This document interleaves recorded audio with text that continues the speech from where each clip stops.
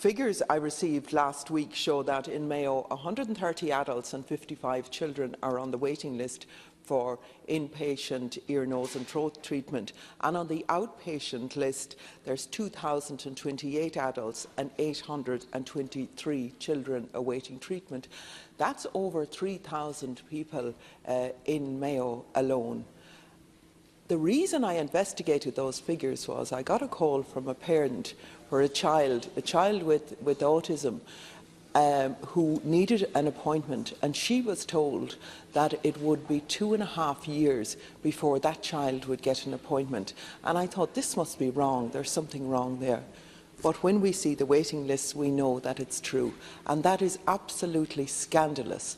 In this day and age, when we talk about rainy day funds and we talk about how well the economy is doing, to have 3,000 people in one county alone waiting for ENT treatment.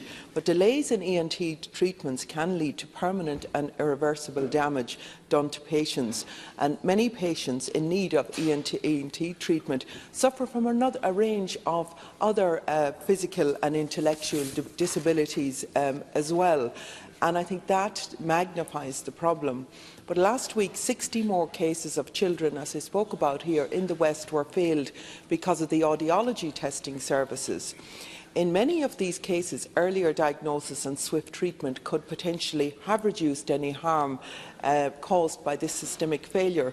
But the lack of urgency to clear the waiting list for 2019 shows that little has changed in terms of government priorities. Minister Harris has said that he plans to publish the Joint Department of Health HSE NTPF Scheduled Care Access Plan for 2019 shortly. Now, I urge him to make that a priority and to ensure that adequate funding and resources are provided to reduce and eventually clear these waiting lists. It's absolutely inhumane to have somebody suffering and to have children suffering in this way and then be told that they have to wait 2.5 years for treatment. It really has to be dealt with.